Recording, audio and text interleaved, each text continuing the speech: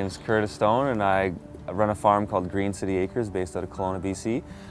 And we grow vegetables for restaurants, CSA, and farmers markets in 8 different backyards in the downtown core of Kelowna. I'm deeply passionate about trying to just make a difference in the world, but starting at the community level.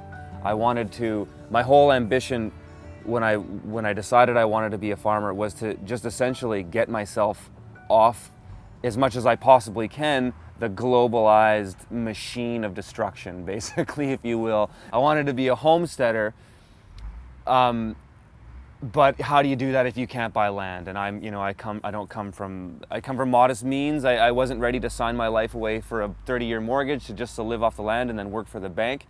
So I would say my passion is living off the land, and also encouraging particularly young people that they can do that too, and it's actually not that hard. If you can get your mind around removing the barriers to entry into the typical farming sense of, you need to have land and capital, there's another way. Spin farming is a perfect example of a way on how you can do this, live off the land. Spin farming means small plot intensive, and so it's a methodology of farming that this guy named Wally Satsowich from Saskatoon created after a number of years of being a rural farmer, where he was driving vegetables into the Saskatoon to run his market garden. And he always ran into problems where in his rural farm, he had a mortgage, he had problems with deer and pests that would get in more open, in more of an open field sense. Problems with irrigation and water. If you're on well water, sometimes you don't get access to water until the ground level water rises up in the spring. So he always had these challenges. And so he started to grow some of his crops in the city. In his uncle's backyard, he was growing spinach and lettuce, because those were always problematic in the rural sense.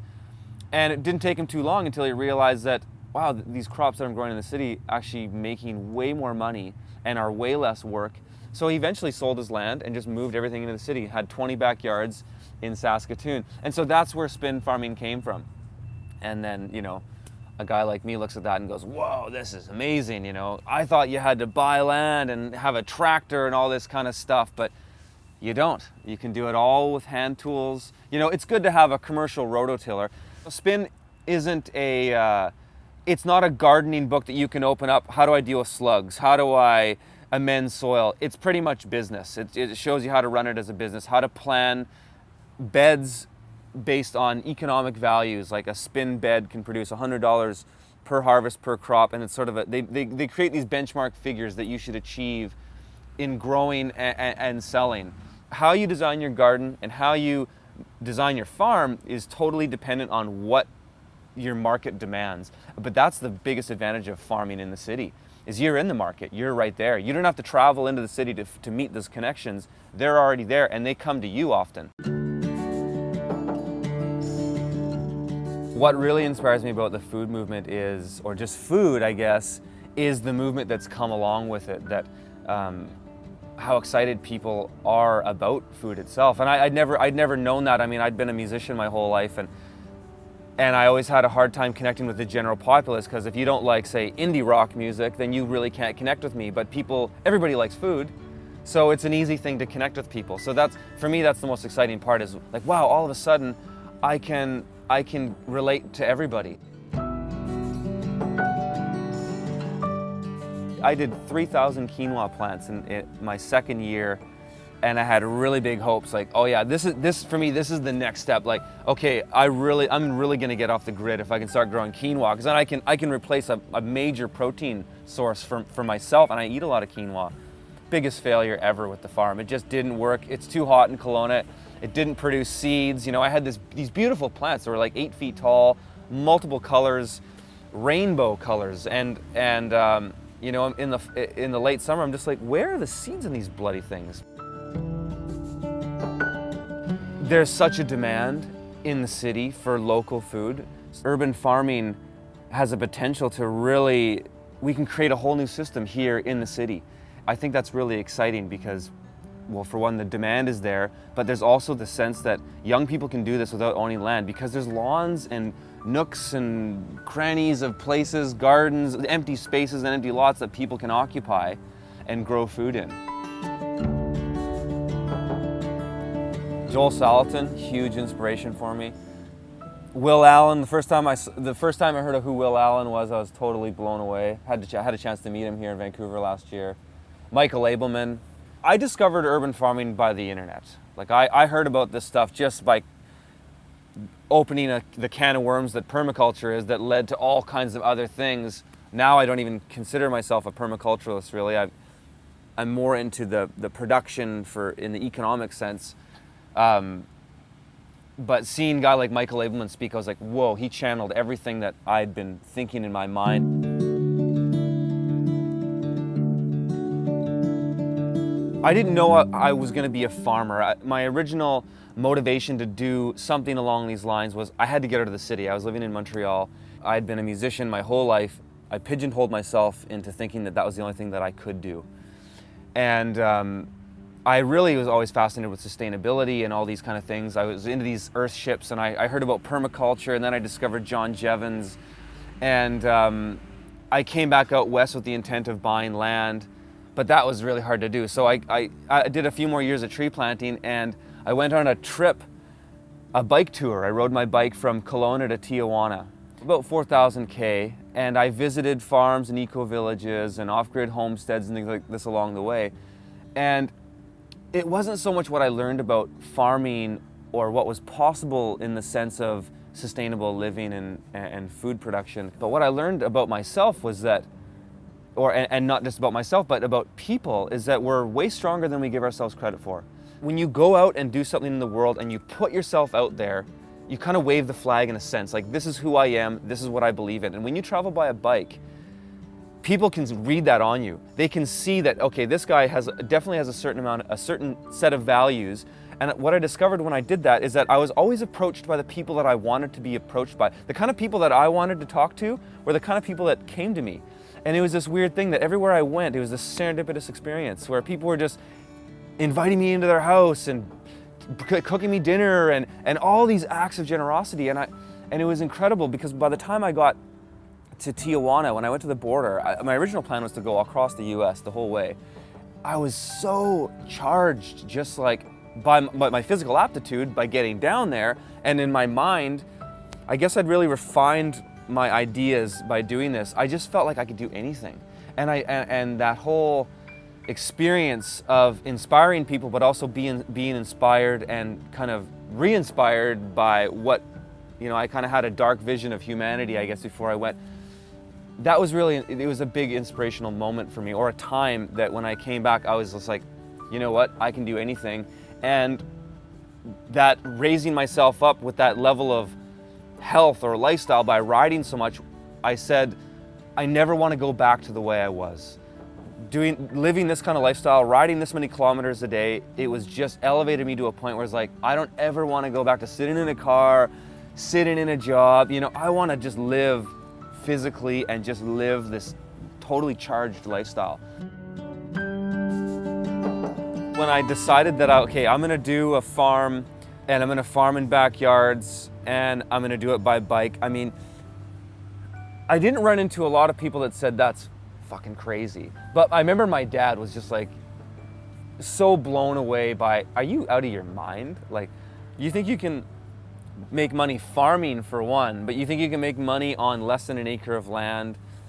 And to see the look on his face the first year when I told him, I put in $7,000 to start the business and I made 22 my first year, which wasn't a lot of money, but it was, hey, that's more than I thought I could make.